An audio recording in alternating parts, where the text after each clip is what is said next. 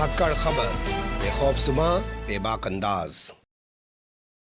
धाकड़ खबर के news room से मैं आपके साथ हूं अकरम रईस खान। प्रधानमंत्री नरेंद्र मोदी के प्रधान सलाहकार ने अचानक इस्तीफा दे दिया है। उसके बाद बहुत सारे सवाल खड़े हो गए हैं। पहला सवाल यही कि प्रधान सलाहकार ने आखिर इस्तीफा क्यों दे दिया। दूसरा सवाल ये, क्या प्रधान सलाहकार ही एक ऐसे शख्स हैं या एक ऐसे अफसर हैं जिन्होंने प्रधानमंत्री ऑफिस से इस्तीफा दिया है, या इससे पहले भी कुछ और लोग इस्तीफा दे चुके हैं, या इसके अलावा इस सरकार में जो अधिकारी लॉबी है वो किस तरीके से इस्तीफा देती रही है और ऐसे ही इस्तीफा दे देकर चौंकाती रही है। पूरी खबर 3 हिस्सों में आपके सामने रखने की कोशिश करेंगे। पहले हिस्से में रखेंगे प्रधान सलाहकार जो वर्तमान समय में थे, जिन्होंने इस्तीफा दे दिया, वो क्यों दे दिया, उनका क्या नाम है। दूसरे हिस्से में बताएंगे कि पीएमओ से ये कोई पहला बड़ा इस्तीफा नहीं है, इससे पहले भी एक और ऐसा ही बड़ा इस्तीफा चौंकाने वाला रूप में सामने आ चुका है। और फिर खबर के तीसरे हिस्से में बताएंगे कि यहां तो एक आदत सी बन गई है, बहुत सारे लोग पहले भी इस्तीफा देके ऐसे ही जा चुके हैं। तो चलते हैं खबर के पहले हिस्से की तरफ। तो बड़ी खबर यही है कि प्रधानमंत्री के प्रधान सलाहकार रहे पीके सिन्हा ने अचानक इस्तीफा दे दिया। उन्होंने अपने इस्तीफे के पीछे निजी कारणों को आधार बताया है, लेकिन स्पष्ट रूप से निकल के नहीं आया है कि वो निजी कारण क्या हैं। बताया जा रहा है कि उनका कार्यकाल प्रधानमंत्री के कार्यकाल के बराबर था, यानी कि जब तक प्रधानमंत्री 2024 तक प्रधानमंत्री के पद पर रहेंगे तब तक वो प्रधान सलाहकार बने रहते, यानी कि उनका कार्यकाल भी वहीं तक का चलना था। उस हिसाब से अगर जोड़ें तो 3.5 साल से ज़्यादा का वक्त बाकी था, लेकिन उससे पहले ही उन्होंने निजी कारणों का हवाला देते हुए इस्तीफा दे दिया। कारण नहीं बताए जा रहे हैं उनके बारे में। अगर कुछ चीज़ें आपको बताएं तो वो उत्तर प्रदेश कैडर के एक आईएएस ऑफिसर थे, 1977 बैच के वो आईएएस ऑफिसर थे। इसके अलावा 13 जून 2015 से 30 अगस्त 2019 तक वो कैबिनेट सचिव भी रह चुके हैं, यानी कि पूर्व कैबिनेट सचिव वर्तमान प्रधान सलाहकार पीके सिन्हा ने इस्तीफा दे दिया है। इस खबर को आप ऐसे भी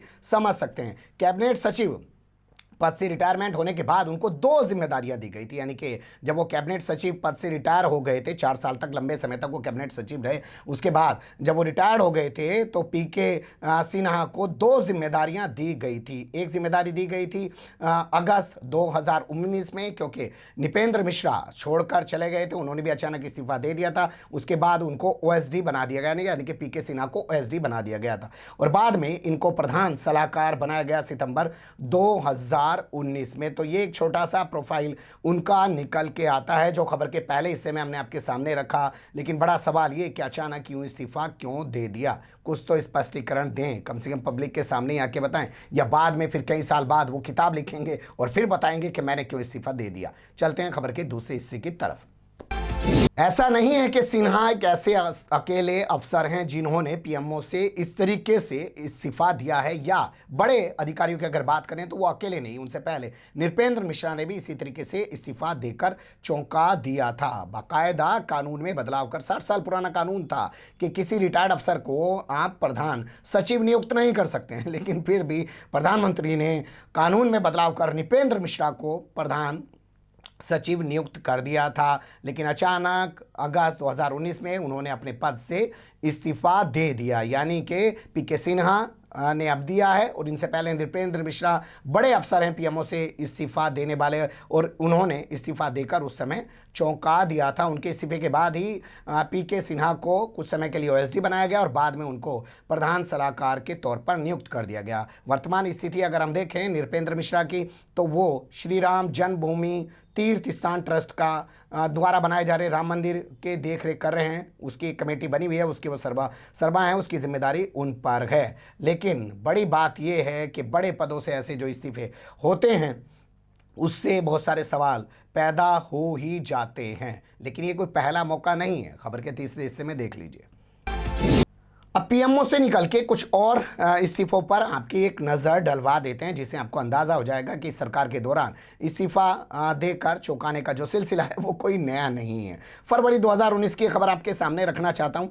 नीति आयोग के उपाध्यक्ष थे, नाम था उनका अरविंद पनगड़िया। उन्होंने बाकायदा एक प्रेस कॉन्फ्रेंस की और कहा कि साहब मैं कोलंबिया यूनिवर्सिटी में एक लंबे समय से पढ़ाता आया हूँ। कोलंबिया यूनिवर्सिटी जो है मुझे आगे एक्सटेंशन नहीं दे रही है, मतलब मुझे टाइम नहीं दे रही है, मुझे समय नहीं दे रही है, तो मैं कोलंबिया यूनिवर्सिटी जैसी जॉब तो छोड़ नहीं सकता क्योंकि इस उम्र में मुझे जॉब नहीं मिलेगी, इसलिए मैं नीति आयोग के उपाध्यक्ष का पद छोड़ रहा हूँ। और उन्होंने ये कहते हुए प्रधानमंत्री नरेंद्र मोदी को इस्तीफा दे दिया था। इसके अलावा उन्होंने कोई और कारण नहीं गिनवाए थे, लेकिन ये कोई पहले अधिकारी नहीं थे जो इस तरीके से इस्तीफा दे रहे थे। जनवरी 2015 में आपको पता है जब 26 जनवरी का मामला था, वहीं से प्रधानमंत्री ने कहा कि अब योजना आयोग नहीं रहेगा देश में, अब नीति आयोग बना दिया जाएगा। तो नीति आयोग बनाए जाने के बाद से ही अरविंद पनगड़िया को जो है उपाध्यक्ष बनाया गया था। बता दें आपको, नीति आयोग के अध्यक्ष जो हैं प्रधानमंत्री नरेंद्र मोदी या जो भी प्रधानमंत्री होंगे वो खुद रहा करते हैं। अब ये खबर देखिए, जून 2018 की खबर मैं आपके सामने रख रहा हूँ। इसमें अरविंद सुब्रमण्यम हैं, वो मुख्य आर्थिक सलाहकार हुआ करते थे इस सरकार में और उसके पद पर एक लंबे अरसे तक उन्होंने काम किया, लेकिन अचानक उन्होंने भी इस्तीफा दे दिया और वो भी वापस अमेरिका लौट गए। उन्होंने कहा कि वो अपने परिवार को वक्त देना चाहते हैं और इससे ज़्यादा अब उनको टाइम नहीं है, जबकि उनका कार्यकाल 2014 से 2017 तक था पहली बार। उसके बाद 1 साल का उनको एक्सटेंशन यानी कि विस्तार दिया गया था। विस्तार कार्यकाल उनका बाकी था, मतलब 1 साल जो पूरा होना था वो बाकी था, लेकिन उससे पहले ही उन्होंने अपने पद से इस्तीफा दे दिया था। तो ये थे दूसरे अधिकारी। अब तीसरे अधिकारी के बारे में अगर आपको जानकारी दें, वो हैं हमारे सामने उर्जित पटेल, जो आरबीआई यानी कि रिजर्व बैंक ऑफ इंडिया के गवर्नर हुआ करते थे।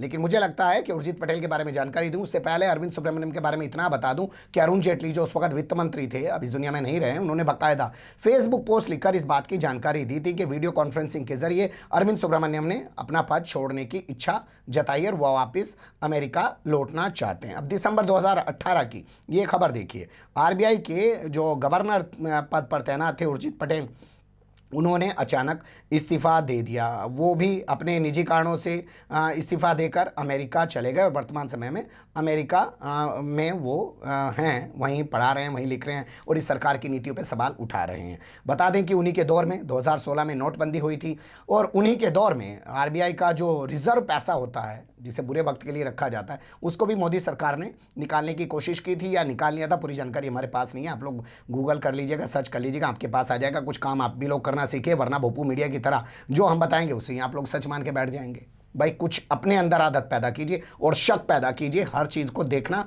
और तोलना सीखिए। तो बताया जा रहा था उसी सब के चलते तनातनी चल रही थी, उर्जित पटेल ने इस्तीफा दे दिया, वो भी चलेगा। अब इससे पहले आपको लेके चलते हैं, आरबीआई के गवर्नर थे, राम बड़ा मशहूर है, रघुराम राजन उनका नाम था और उन्होंने भी अचानक इस्तीफा दे दिया। हालांकि सरकार उनको दूसरी बार भी गवर्नर बनाना चाहती थी, लेकिन उन्होंने साफ इनकार कर दिया और वो चले गए शिकागो यूनिवर्सिटी में और वर्तमान समय में वहीं पढ़ा रहे हैं। आपने देखा होगा कभी कभी राहुल गांधी उनका इंटरव्यू कर लेते हैं, उनसे पूछ लेते हैं कि भारत की जो आर्थिक स्थिति है या रिजर्व बैंक ऑफ इंडिया जो कुछ कर रहा है वो सब क्या चल रहा है। तो वो इस सरकार को क्रिटिसाइज़ कर रहे थे, इस सरकार की शायद सुन नहीं रहे थे और उनके रहते शायद नोटबंदी नहीं हो सकती थी। कुछ लोग तो ये कहते हैं उनको हटा के उर्जित पटेल को लाया गया, इसलिए नोटबंदी आसानी से हो गई, लेकिन बाद में वो उर्जित पटेल भी चले गए। तो ये कोई पहला मौका नहीं है कि इस सरकार के दौरान इस तरीके से बड़े पदों पर बैठे अधिकारी इस्तीफा देकर देश की जनता को चौंका देते हैं, लेकिन असल कहानी निकल के सामने नहीं आती है। हो सकता है पीके सिन्हा सालों बाद कोई किताब लिखें, फिर उसमें जिक्र करें कि साहब ऐसे ऐसे हुआ था। बने रहिएगा धाकड़ खबर के साथ। फिलहाल कमेंट्स के रूप में आप लोग अपनी राय दे सकते हैं, खबर को लाइक कर सकते हैं, चैनल को सब्सक्राइब कर सकते हैं और ज़्यादा से ज़्यादा हमारी खबरों को शेयर कर सकते हैं। फिर ऐसे ही किसी सुलगते हुए या उलझते मुद्दे लेकर मैं आपके सामने हूँगा हाजिर। फिलहाल अभी मुझे दें इजाज़त।